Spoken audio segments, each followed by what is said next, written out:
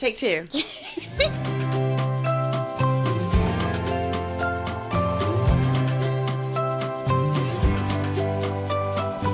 Welcome to the While You Grow podcast with Dr. Courtney Addison and me, Addison Powell, where we will dive into all things pediatrics, occupational therapy, and other important topics around children and development. So, if you are a parent, occupational therapist, student, or just want to learn more about occupational therapy and pediatrics in general, then keep listening. For more information on the podcast and to follow us on social media, take a look in the show notes. Let's get started. All right, welcome. Welcome back. Happy Valentine's Day. Yes. It won't release on Valentine's Day, but we're recording on this beautiful Valentine's Day. It is beautiful here for Valentine's Day. It's very bright and sunny. Yes. It's a little cold.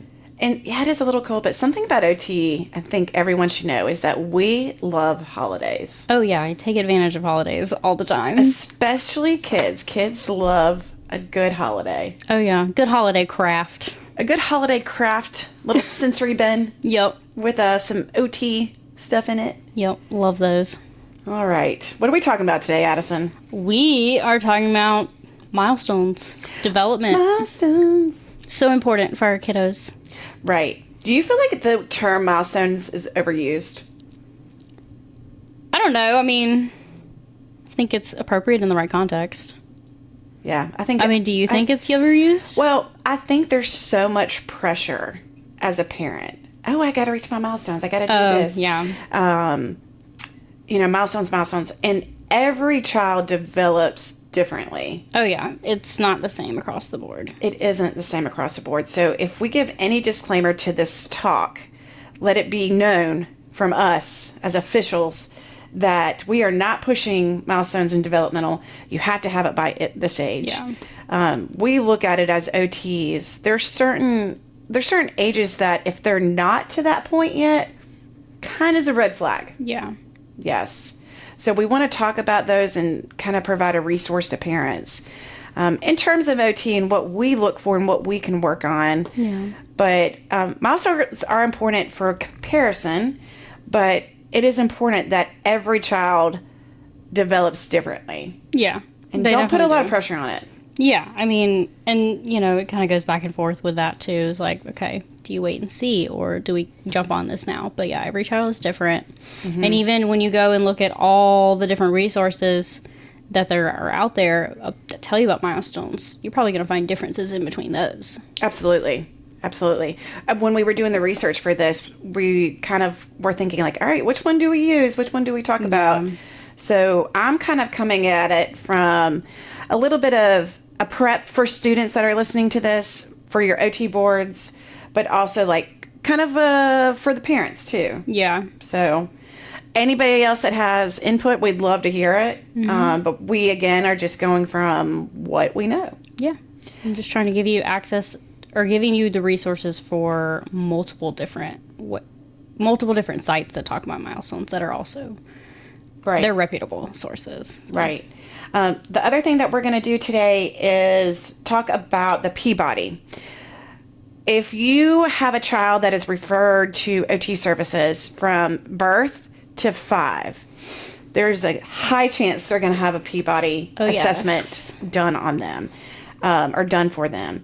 And so we're kind of coming about that aspect. So if you're looking at our YouTube video, you can see some of the items, intangibles that we have, or manipulatives, they call it? I think so, yeah. That they will be tested with. So we have some of those here on our YouTube today. But also, we're going to go through each of those. So one of the things that we're going to go 1 month to 5 years. And we're looking at just the OT milestones that you should look for your child, but also like if they're not there, this is the time to kind of talk to your doctor about, talk to your pediatrician about. A lot of services in different states, various states. I know in South Carolina, there are some different opportunities that if they're not meeting these, to go and reach, such as BabyNet in South Carolina, to receive services. So we're going to go through those today. Yes. All right. So for a 1-month-old, the thing that we look for as OTs is does a 1-month-old briefly follow moving objects with their eyes. Addison, can you explain that a little bit? Yeah, so the official term is visual tracking. So that's just the child's ability to follow an object, a finger, or even a person with their eyes. Now, for these young ones, it'd be pretty close because their eyesight is not fully developed yet. Right. In the Peabody, we usually use a rattle because that will get attention. Because it also makes noise, and we're just seeing if they'll track that object. Briefly. Yeah. At 1 month. Briefly.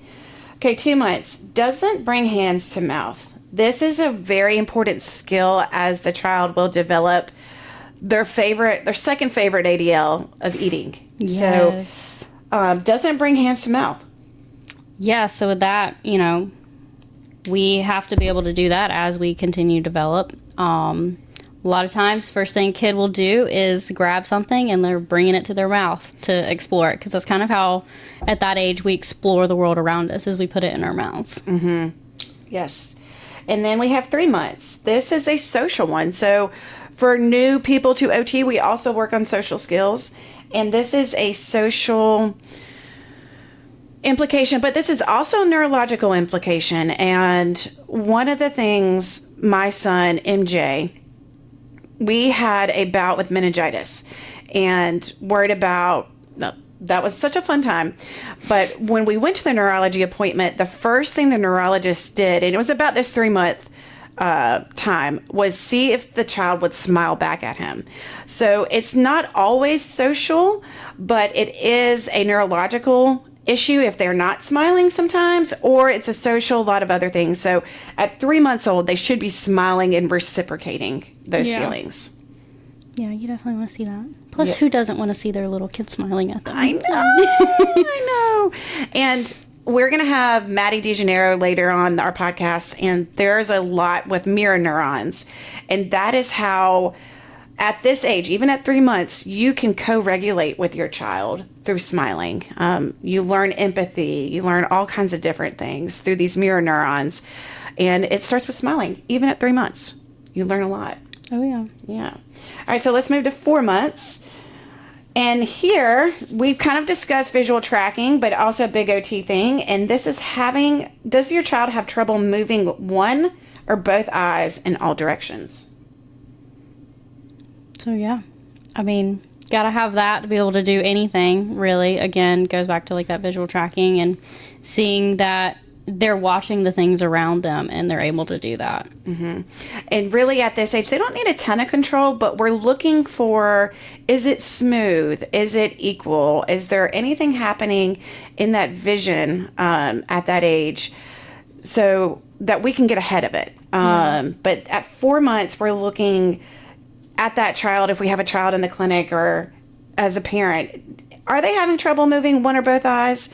Especially if it's just one eye. So getting ahead of vision issues, if it's a structural issue or if it's a neurological issue, there's so much that can be done at an early age. Yeah, because that'll affect other factors as well if their vision's off. Okay,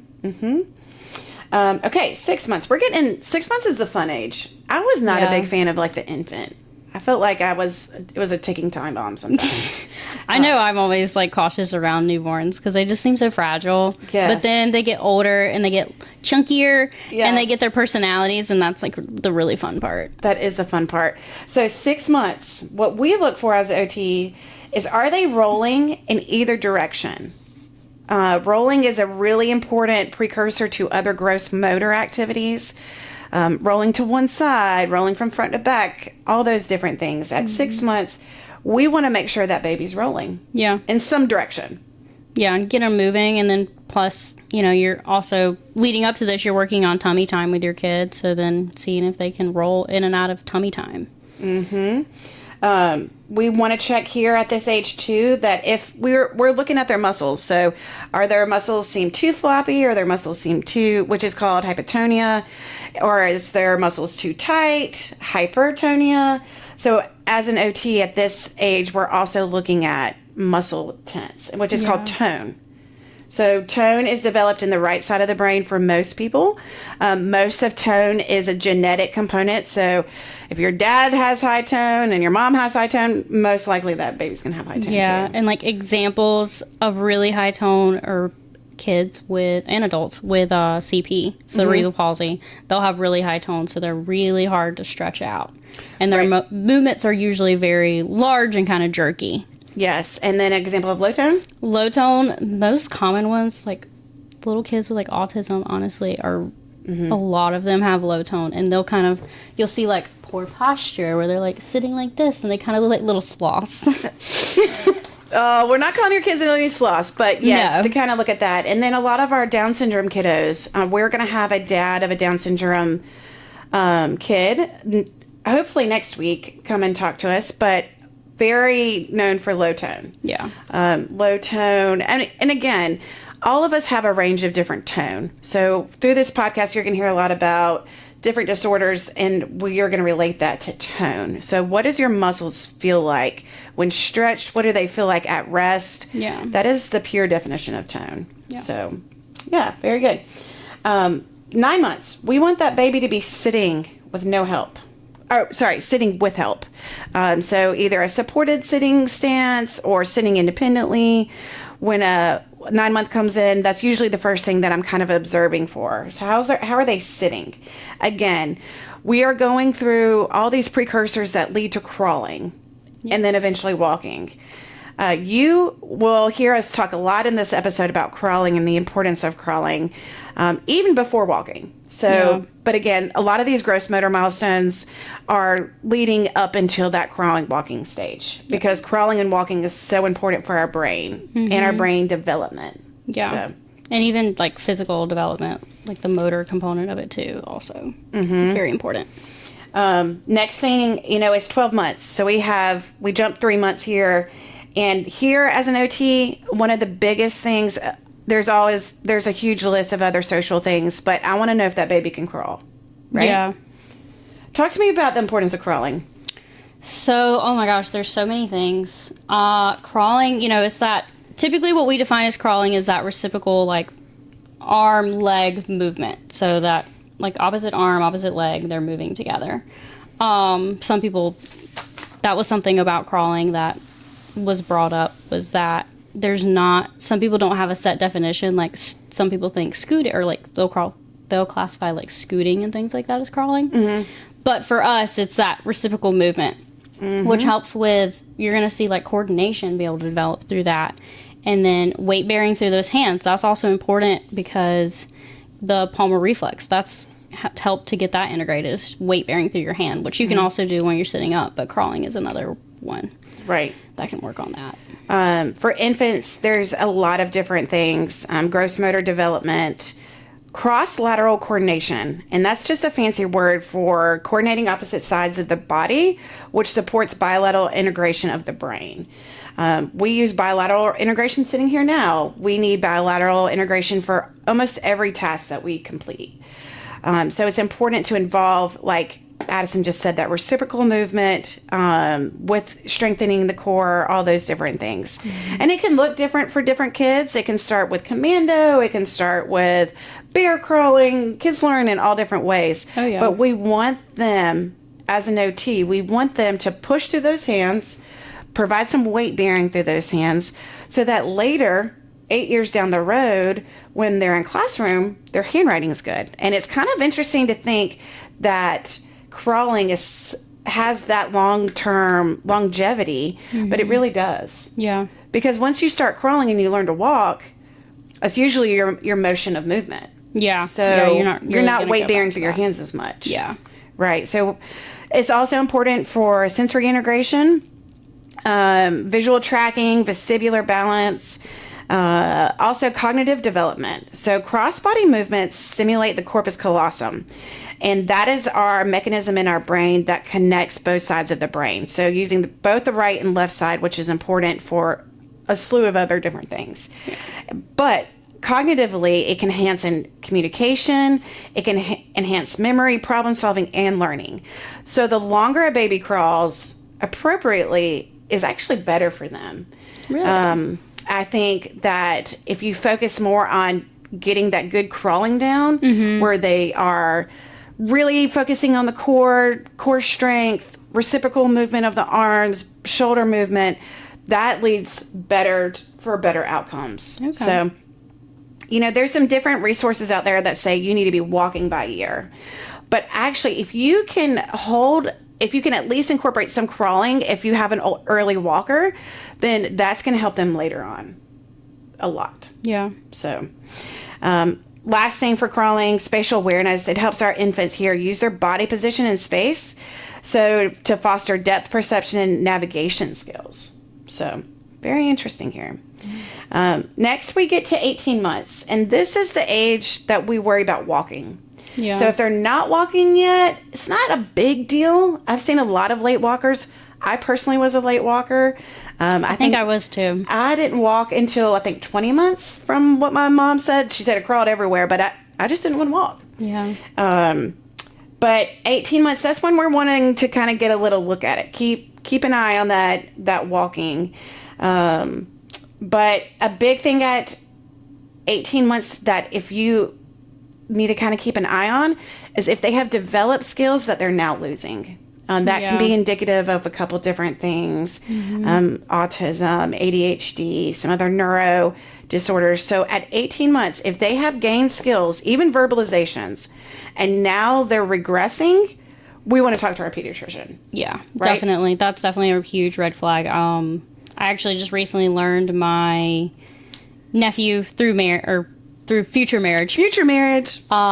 He met he's a twin. They met all of their milestones, everything, and in a year he just stopped talking. Mm-hmm. And obviously that raised some concerns. They went to their pediatrician. He later got diagnosed with autism. Mm-hmm. But it was just crazy because it's also interesting to me, like, how that works for them, how they can be doing all of this and then all of a sudden just stop. And, like, he completely nonverbal for several months until he got speech. And nobody really knows why that happens with our kiddos. However, there are some really good companies out there, and this is just a shameless plug. I worked a lot with the As You Are company, which is a virtual kind of company that helps with kids with autism, but helps diagnose and some different things. But you can start getting an autism diagnosis around 18 months. Yeah. Which is much earlier than it used to be. Yeah. And there's a lot of benefits to that. Oh, yeah. Early intervention is so important and so vital, and the sooner you get that intervention, the better. Yes.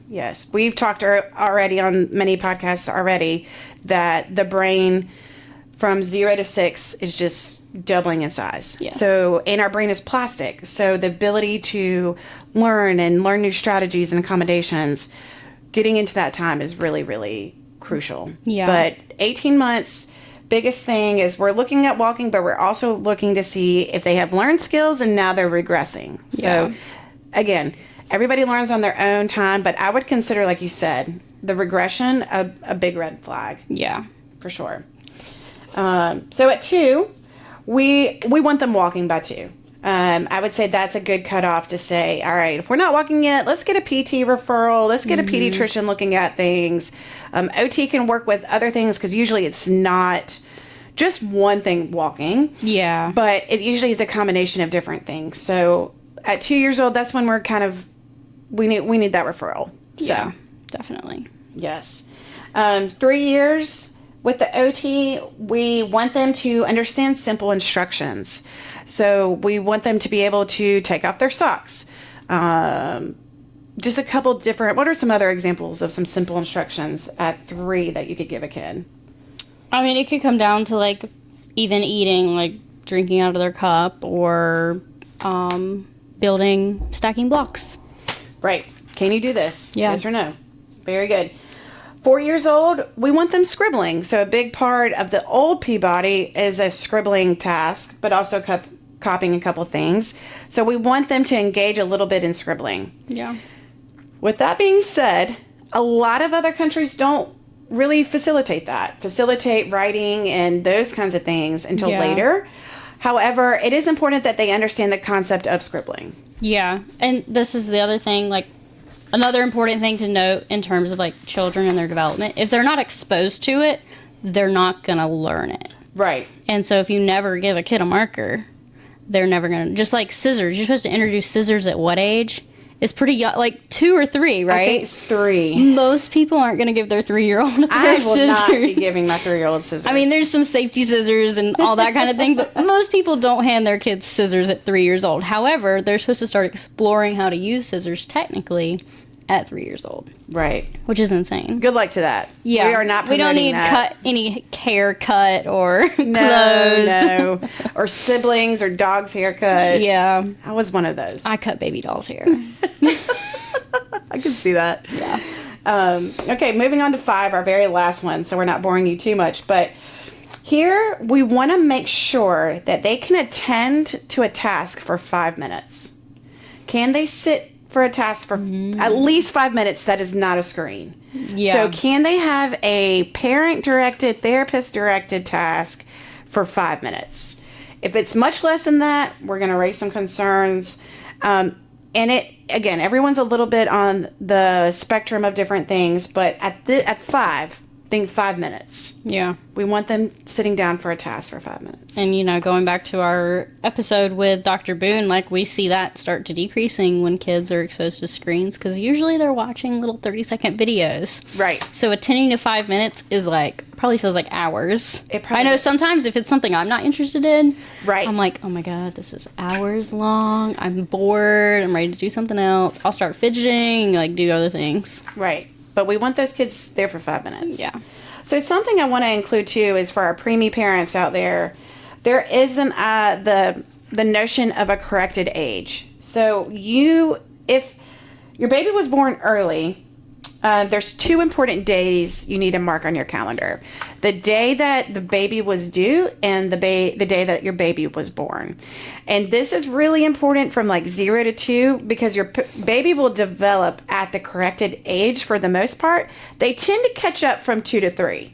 So when you're comparing your baby to other milestones or ages, use that corrected age for kind of understanding where your child should be for our preemie babies out there. Especially if they were in the NICU, like they're in a totally different environment than those other typical kids, so they're not exposed to a lot of things, so then therefore their development may be slower, Right. but that's Right. typical for them. Yes. And those are, I mean, for a baby that was born a month early, it's usually not a huge thing, but for our babies that are born at, 32 weeks, 28 weeks, I've even worked with a 22-year-old preemie.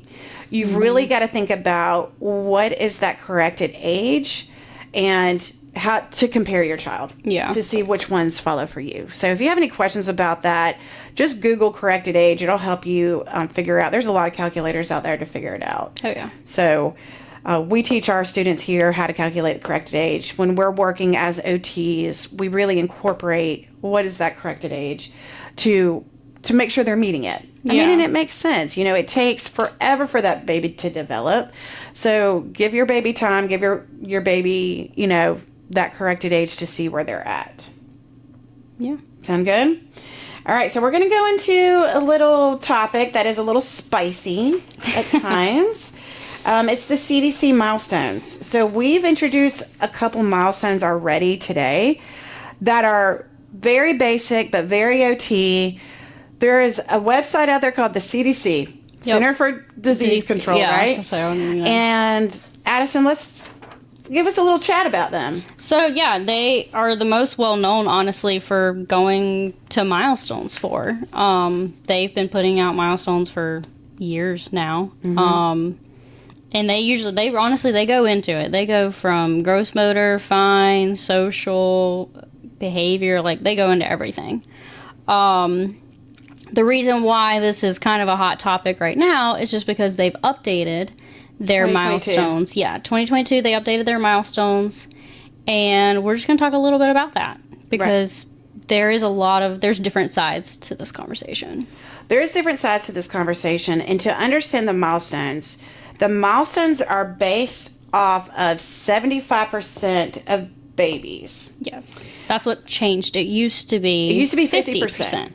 Right. So basically to explain that a little further is that, let's say I think for originally walking was 12 months, correct? Walking was 12 months. Yeah, so what they were saying, their old guidelines were 50% of children are walking at 12 months. So that's the milestone, and that's when it's set. So then it would almost cause for concern if your child is older than 12 months and they're not walking. Mm-hmm. But now they've pushed it to 75%. So 75% of children are walking, and it got moved to, I believe, 15 months for walking.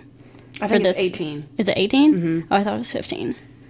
We'll have to check that. Yeah. We'll put that in the show notes. But anyways, now the set milestone for each age is that 75% of kids out there are doing it at this age. Right.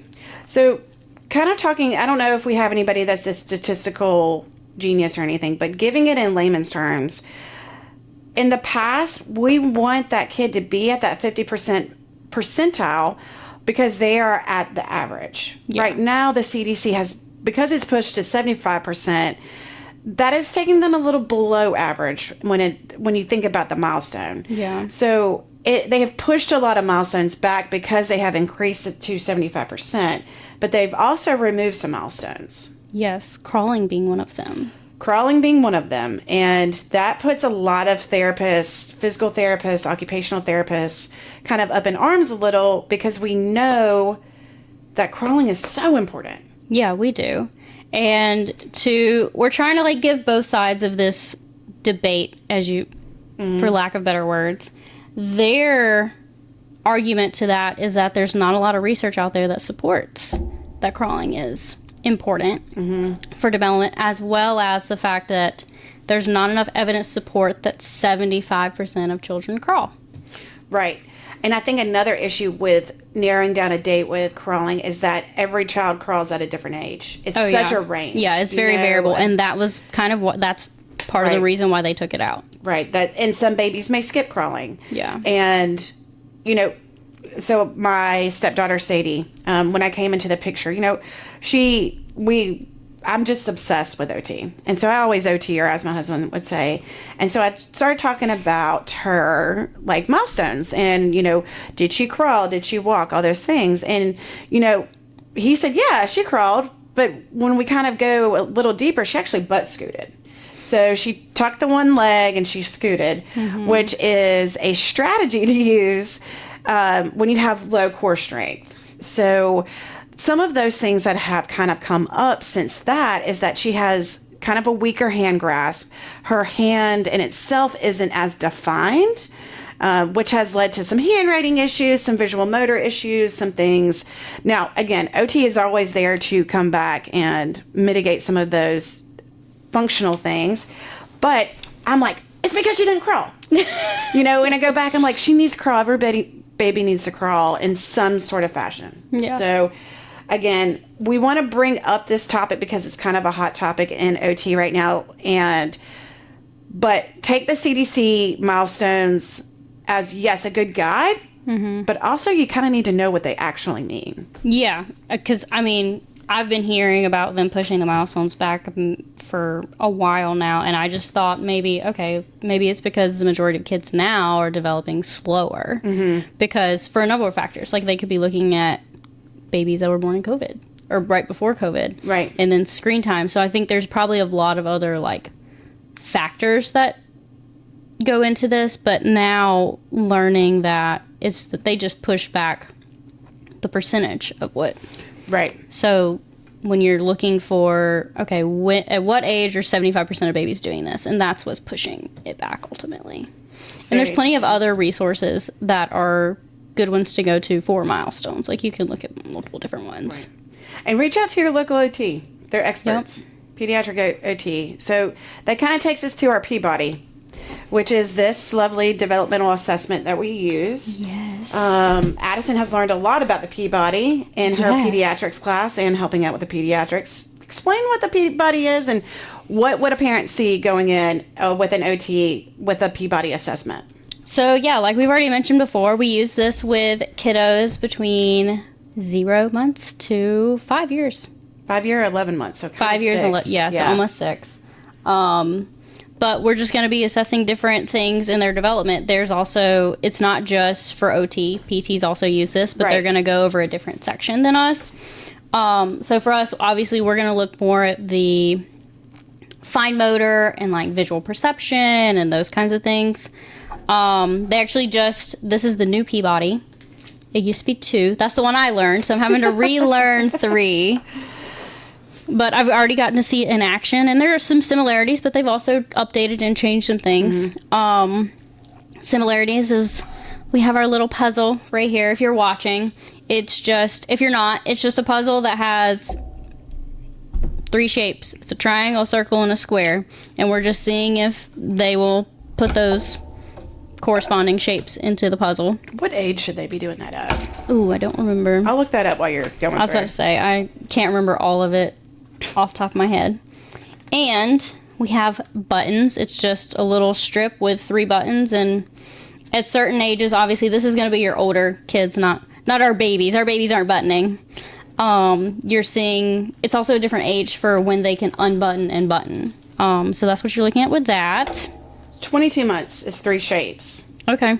To do all of them? To do all of them. Mm-hmm. So what, 22 months is a year and 2 months? Right? No, 2 years and almost 2 months. 2 years. 2 years. Can't do my math. Next, blocks. Every kid loves blocks. We love building.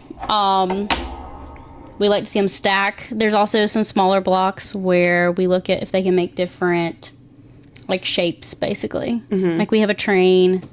There's steps. That's a visual motor task. Yeah.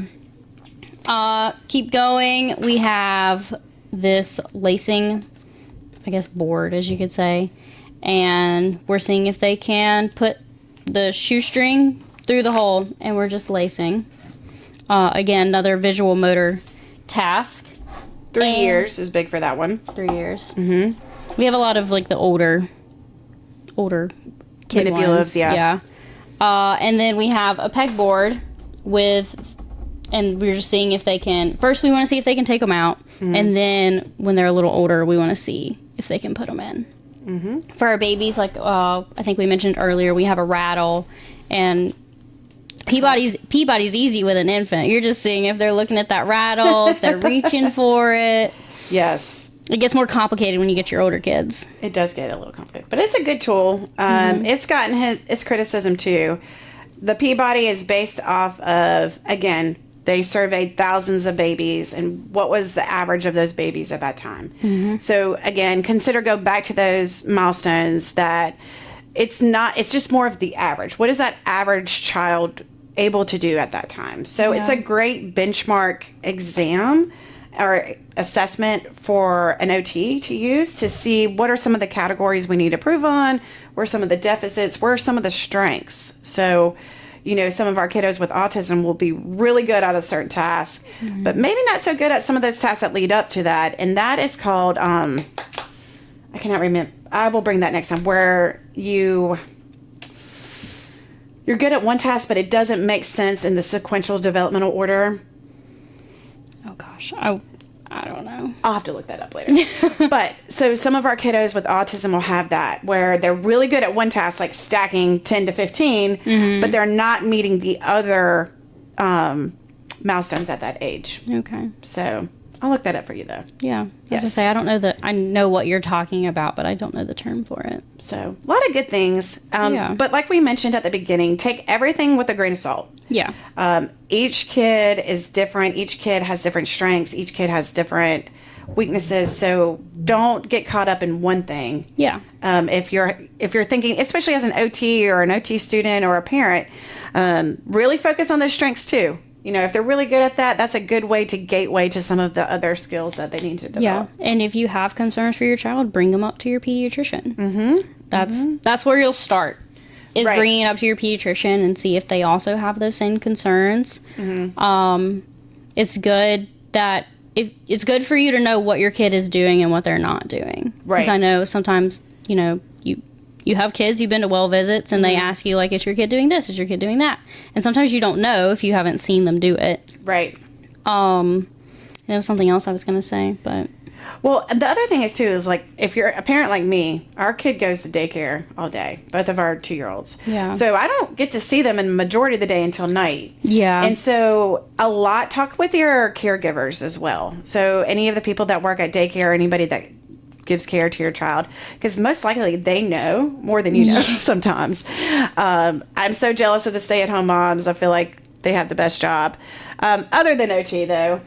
But use those caregivers to kind of learn about these skills. But please message us or email us if you have any questions or have any resources that have really been helpful for you. We'd love to share. Yeah, definitely. Yeah. But thanks for listening. Happy Valentine's Day. Yep. Have a good one. Bye. Bye. Thanks for listening to the While You Grow podcast. If you learned something on this episode, please like, share, and comment. Join us next time as we dive into all things pediatrics, occupational therapy, and other important topics around children and development.